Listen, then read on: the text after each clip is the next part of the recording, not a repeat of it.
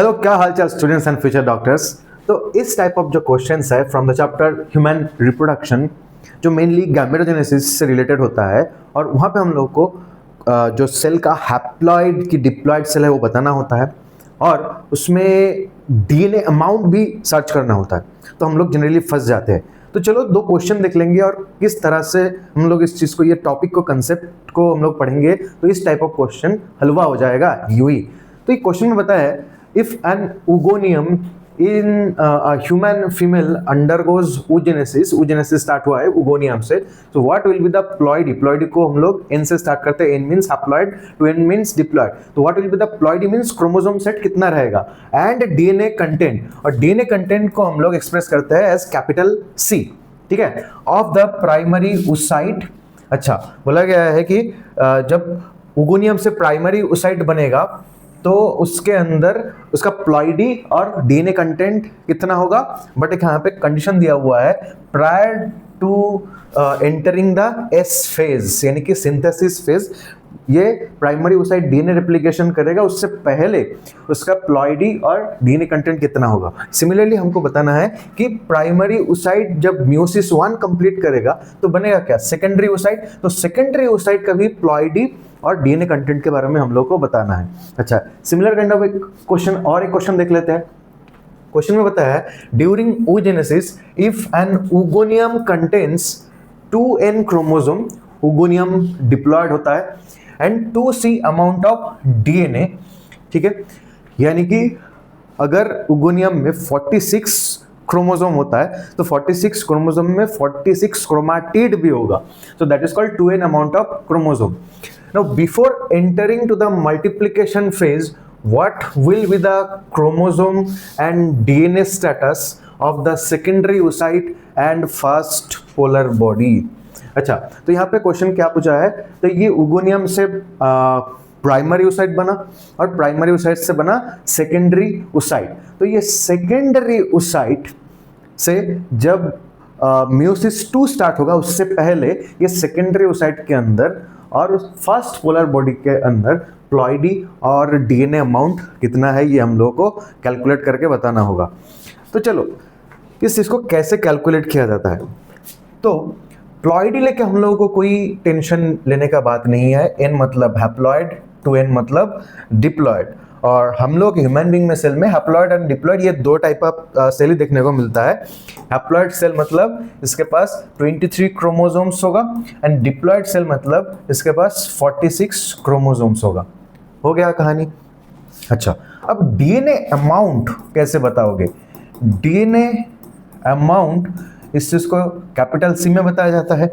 तो ये चीज़ को डीएनए अमाउंट कितना है, 1c है, 2c है कि 4c है, ये पता करने के लिए हम लोगों को chromosome number and chromatid number पता करना होगा, ठीक है। अच्छा, मानो कि एक हैप्लॉइड सेल है और उसमें क्रोमोसोम है 23, और ये क्रोमोसोम कुछ इस तरह से दिख रहा है, यानी कि एक ही क्रोमाटिड है, तो डीएनए अमाउंट को बता देंगे हम लोग 1c या सिंपली c, ठीक है। अच्छा, अब एक डिप्लॉइड सेल है जिसमें क्रोमोसोम नंबर 46 है। अब इसमें क्रोमोसोम कैसा दिख रहा है, इसमें क्रोमोसोम भी एक एक क्रोमोसोम कुछ इस तरह से दिख रहा है। तो 46 क्रोमोसोम, हर एक क्रोमोसोम में एक क्रोमाटिड रहेगा, तो ये टोटल क्रोमाटिड नंबर इसका डबल हो गया। तो इसमें हम लोग बोलेंगे टोटल, इसमें डीएनए अमाउंट है 2c, ठीक है। 23 क्रोमोसोम में क्रोमाटिड कितना था, फर्स्ट कंडीशन में 23, इसलिए 1c है। यहाँ पे 46 क्रोमोसोम में क्रोमाटिड नंबर डबल हो गया, एक क्रोमोसोम में एक ही क्रोमाटिड, तो 46 हो गया, तो 23 का डबल होगा 46, तो 1c का डबल होगा 2c।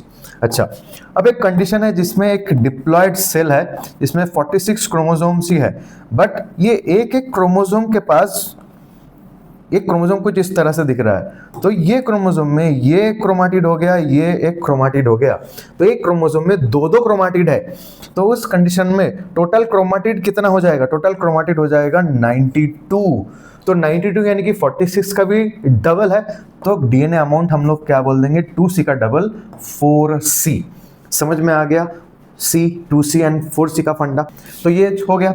अच्छा, अब बोलोगे सर ऐसा एक सेल है जो हैप्लॉइड सेल तो है, यानी कि 23 उसमें क्रोमोसोम रहेगा, ठीक है, बट एक एक क्रोमोसोम जो है उसमें हाँ दो दो क्रोमाटिड दिख रहा है। एक एक क्रोमोसोम जो है उसमें ये क्रोमाटिड दिख रहा है और ये क्रोमाटिड दिख रहा है। तो उस केस में उसका डीएनए अमाउंट को क्या बोलेंगे, 1C बोलेंगे, 2C बोलेंगे कि 4C बोलेंगे। तो उस केस में क्रोमोसोम नंबर 23 है, लेकिन क्रोमाटिड को 2 से मल्टीप्लाई करो तो क्या हो जाएगा, टोटल 46 क्रोमाटिड होगा।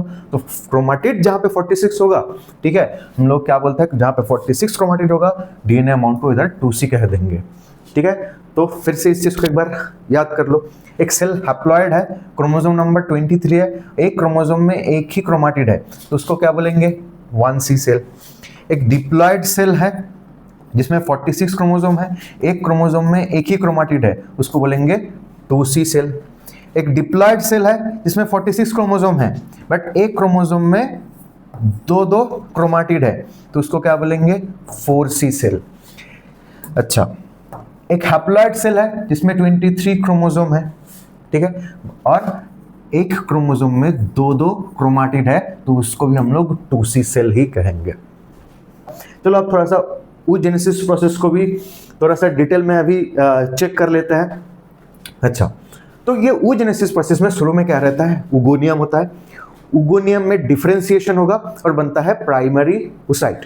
उगोनिया भी डिप्लॉयड है, यानी कि उगोनिया के पास क्रोमोसोम नंबर कितना है, उगोनिया के पास क्रोमोसोम नंबर है 46। उगोनिया से बना प्राइमरी oocyte, ये भी डिप्लॉयड है, इसके पास भी क्रोमोसोम नंबर क्या रहेगा, 46। अब उगोनिया का क्रोमोसोम देखो, ये एक एक जो क्रोमोसोम है, मानो कि यहाँ पे एक रेड क्रोमोसोम और एक ब्लू क्रोमोसोम दिखाया गया है, यानी कि 2 सेट, एक फादर वाला सेट, एक मदर वाला सेट, और हर एक क्रोमोसोम में कितना क्रोमाटिड दिख रहा है, एक ही सिंगल क्रोमाटिड दिख रहा है। तो ये सिंगल क्रोमाटिड वाला क्रोमोसोम है, ठीक है, और टोटल क्रोमोसोम नंबर कितना है, 46 है, तो टोटल क्रोमाटिड कितना होगा, 46 ही होगा। क्रोमाटिड नंबर कितना होगा, 46। तो क्रोमोसोम में डीएनए अमाउंट कितना होगा, 2C होगा। डिप्लॉयड सेल 46 क्रोमोसोम और एक एक क्रोमोसोम में एक एक क्रोमाटिड, तो टोटल क्रोमाटिड काउंट भी 46 हो गया, तो डीएनए अमाउंट हो गया 2C। अब उगोनियम का क्या हुआ, डिफरेंशिएशन हुआ, बना oocyte, यानी कि उगोनियम को ही चेंज करके बॉडी पहले बनाता है प्राइमरी oocyte। प्राइमरी oocyte भी डिप्लॉयड शुरू में रहता है, इसके पास भी सिमिलर क्रोमोसोम देखने को मिल रहा है उगोनियम का, यानी कि 46 क्रोमोसोम है, और ये भी क्रोमोसोम में एक क्रोमाटिड, तो इसमें भी टोटल 46 क्रोमाटिड रहेगा। तो इनिशियली प्राइमरी oocyte के पास जो डीएनए अमाउंट होगा दैट इज 2C, ठीक है। अच्छा, अब ये प्राइमरी oocyte म्यूसिस 1 में जाएगा, है कि नहीं। तो म्यूसिस 1 कैसे स्टार्ट करेगा, म्यूसिस 1 में पहले G1 फेज आएगा, उसके बाद S फेज आएगा, उसके बाद G2 फेज आएगा। तो मानो कि ये S फेज कंप्लीट करने से पहले ये प्राइमरी oocyte है, ये G1 फेज में है, अब S फेज कंप्लीट करके ये G2 फेज कंप्लीट करके आगे चला गया। तो ये जो वाला जो प्राइमरी oocyte है ये G2 फेज में है, जो फर्स्ट म्यूटिक डिवीजन अभी शुरू करेगा।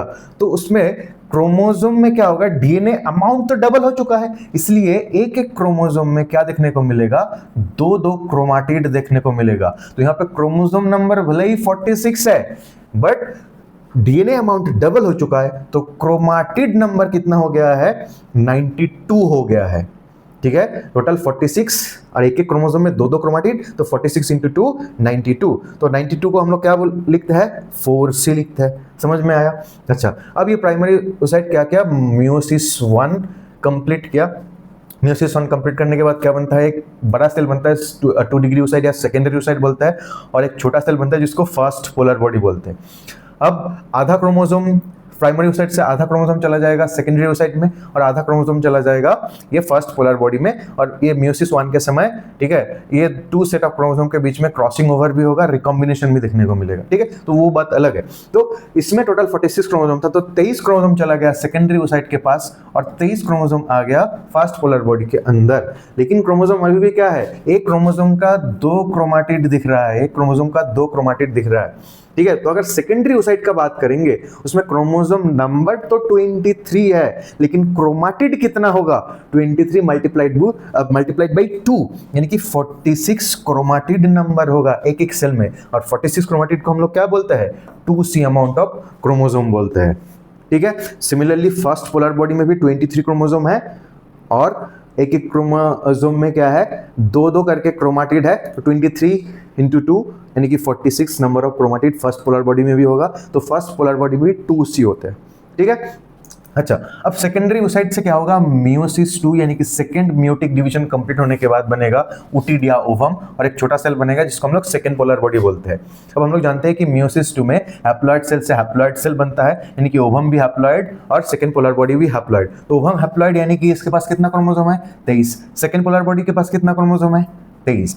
लेकिन इधर क्या हुआ, देखो ये सेकेंडरी ओसाइट के पास ये जो 2 क्रोमाटिड वाला एक सिंगल क्रोमोसोम था, अब इस के बीच में से ये क्रोमोसोम को काट दिया जाएगा during the time of anaphase, ठीक है। तो ये क्रोमोसोम का आधा चला जाएगा ओवम के पास और आधा चला जाएगा सेकेंड पोलर बॉडी के पास, यानी कि अब ओवम के पास जो क्रोमोसोम है, उसके पास एक क्रोमोसोम में एक ही क्रोमाटिड है। सिमिलरली सेकेंड पोलर बॉडी के पास जो क्रोमोसोम है, एक क्रोमोसोम के पास एक ही क्रोमाटिड है।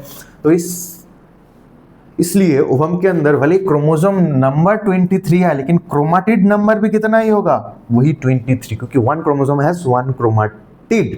सिमिलरली सेकेंड पोलर बॉडी में भी 23 क्रोमोसोम एंड 23 क्रोमाटिड ही होता है, और इस कंडीशन को हम लोग डीएनए अमाउंट के नजरिया में क्या बोलते हैं, कैपिटल C या 1C बोलते हैं, ठीक है। तो अभी similar kind of thing spermatogenesis के लिए भी होगा, ठीक है। स्पर्मेटोजेनेसिस में क्या होगा, स्पर्मेटोजेनेसिस में पहले बनेगा स्पर्मेटोगोनियम, तो स्पर्मेटोगोनियम डिप्लॉयड होता है और 2C होता है। स्पर्मेटोगोनियम से क्या बनेगा, प्राइमरी स्पर्मेटोसाइट डिप्लॉयड होता है और 2C होता है। अच्छा, अब प्राइमरी स्पर्मेटोसाइट एस फेज में जाएगा मियोसिस 1 में घुसने से पहले, ठीक है। तो एस फेज के बाद जो प्राइमरी स्पर्मेटोसाइट मिलेगा उसमें एक एक क्रोमोसोम में दो दो क्रोमाटिड हो जाएगा, इसमें क्रोमोसोम नंबर तो सेम है, डिप्लॉयड रहेगा, लेकिन डीएनए अमाउंट 4C हो जाएगा। अच्छा, अब प्राइमरी स्पर्मेटोसाइट से क्या बनता है, प्राइमरी स्पर्मेटोसाइट से बनता है सेकेंडरी स्पर्मेटोसाइट। सेकेंडरी स्पर्मेटोसाइट कैसे होता है, हैप्लॉइड सेल होता है, ठीक है। बट वही हैप्लॉइड सेल में एक एक क्रोमोसोम में दो दो क्रोमाटिड होगा, तो उसको हम लोग क्या बोलेंगे, टोटल 2C बोलेंगे। सेकेंडरी स्पर्मेटोसाइट से क्या बनेंगे, स्पर्माटिड बनेगा। स्पर्माटिड भी क्या होता है, हैप्लॉइड होता है, बट यहाँ पे एक एक क्रोमोसोम में एक एक क्रोमाटिड होगा, तो उसको हम लोग C कह देंगे। तो अब स्पर्माटिड के बाद क्या बनेगा, स्पर्माटिड से बनेगा अपना स्पर्म या स्पर्मेटोजोआ। तो स्पर्मेटोजोआ भी हैप्लॉइड है और C है, क्योंकि स्पर्माटिड और स्पर्म में सिर्फ डिफरेंशिएशन हुआ है, क्रोमोसोमल कोई अदला बदली हेरा फेरी तो नहीं हुआ है, ठीक है। तो ये स्पर्मेटोजेनेसिस का हैप्लॉइड की डिप्लॉइड कौन सा सेल क्या है, इस चार्ट से मालूम चल जाएगा। स्पर्मेटोजेनेसिस में कौन सा cell 2C amount of DNA carry कर रहा है, कौन सा cell 4C amount of DNA carry कर रहा है, और कौन सा cell C amount of DNA carry कर रहा है, ये हम लोग को सारा चीज क्लियर हो गया from the process of oogenesis and from the process of spermatogenesis. And now I think easily you can answer this questions. तो देखो अभी ये क्वेश्चन में क्या पूछा था, oogenesis में oogonium contains 2N chromosome and 2C amount of DNA, तो ओगोनिया तो होता ही है नॉर्मल, ठीक है। तो अब बना क्या है, अच्छा बना है अल्टीमेटली हमको ढूंढना है secondary oocyte and first polar body. तो secondary oocyte and first polar body में क्या था, सेकेंडरी ओसाइट और फास्ट पोलर बॉडी में देखो सेकेंडरी ओसाइट हैप्लॉइड था, 23 क्रोमोसोम वाला था, तो इसका प्लॉइड तो हैप्लॉइड हो जाएगा। अच्छा, डीएनए अमाउंट कितना होगा, डीएनए अमाउंट 2C होगा, क्योंकि सेकेंडरी ओसाइट में 23 क्रोमोसोम में एक एक क्रोमोसोम के पास दो दो क्रोमाटिड होता है, तो 23 मल्टीप्लाइड बाई 2 46 क्रोमाटिड यानी कि 2C अमाउंट ऑफ डीएनए, ठीक है। अच्छा, तो सेकेंडरी ओसाइट का प्लॉइड ही होगा N और उसमें डीएनए अमाउंट होगा 2C। Similarly fast polar body क्या है, सेकेंडरी ओसाइट का ही एक ट्विन सेल है जो साइज में छोटा है, तो फर्स्ट पोलर बॉडी भी हैप्लॉइड होगा, प्लॉइडी में हैप्लॉइड होगा, और उसमें भी क्रोमाटिड नंबर कितना रहेगा 46, बट क्रोमोसोम नंबर 23, तो इसलिए इसको भी हम लोग 2C सेल कहेंगे। तो अपना आंसर होगा ऑप्शन बी N2C। ये सेकेंड सेकेंडरी ओसाइट है, ये फर्स्ट पोलर बॉडी है। अच्छा, अब ये वाला क्वेश्चन में देख लेते हैं। ये वाला क्वेश्चन में किस को ढूंढना है, इस क्वेश्चन में पहले हम लोग को ढूंढ के निकालना है कि प्राइमरी ओसाइट का प्लॉइडी और डीएनए अमाउंट कितना होगा prior to entering the S phase. तो प्राइमरी ओसाइट के लिए याद रखना पड़ेगा कि प्राइमरी ओसाइट एस फेज के पहले क्या था और एस फेज के बाद क्या बन गया है। तो यहाँ पे क्वेश्चन में क्या पूछा था कि प्रायर टू एस फेज, तो प्रायर टू एस फेज ये डिप्लॉयड है प्लॉइडी में, और इसमें क्रोमोसोम नंबर 46 था और एक क्रोमोसोम में एक क्रोमाटिड था, तो इसका डीएनए अमाउंट हो जाएगा 2C। अगर क्वेश्चन में पूछा था कि आफ्टर एस फेज, तो वही डिप्लॉयड था, क्रोमोसोम नंबर 46 था, लेकिन क्रोमाटिड एक क्रोमोसोम में 2 हो गया था क्योंकि डीएनए डबलिंग हो गया सिंथेसिस फेज में, ठीक है। तो उसमें क्रोमाटिड नंबर 92, तो इसमें डीएनए अमाउंट हो जाता है 4C। लेकिन हम लोग का क्वेश्चन में क्या पूछा है कि prior to entering the S phase, यानी कि उस प्राइमरी जो ओसाइट है, हाँ, उसमें प्लॉइडी तो डिप्लॉयड था और डीएनए अमाउंट क्या रहेगा 2C रहेगा। तो ये एक हो गया। अच्छा, सेकंड पूछा है कि सेकेंडरी ओसाइट में, तो सेकेंडरी ओसाइट में हम लोगों को मालूम ही है सेकेंडरी ओसाइट ऐसे तो हैप्लॉइड होता है, सेकेंडरी ओसाइट ऐसे तो हैप्लॉइड होता है, और यानी कि 23 क्रोमोसोम वाला सेल होता है, और एक एक क्रोमोसोम में 2-2 क्रोमाटिड होता है। एक एक क्रोमोसोम में ये क्रोमाटिड, ये क्रोमाटिड, 2 क्रोमाटिड होता है। तो इसीलिए उसमें 46 क्रोमाटिड होगा, तो डीएनए अमाउंट क्या होगा 2C हो जाएगा। तो देखो ये दोनों ऑप्शन कहाँ से मिलता है। अच्छा, ऑप्शन ए में ऐसा कुछ नहीं है, यहाँ पे 4C दे के रखा है। अच्छा, ऑप्शन बी में 2N2C N2C, तो ऑप्शन बी हो जाएगा अपना आंसर, ठीक है।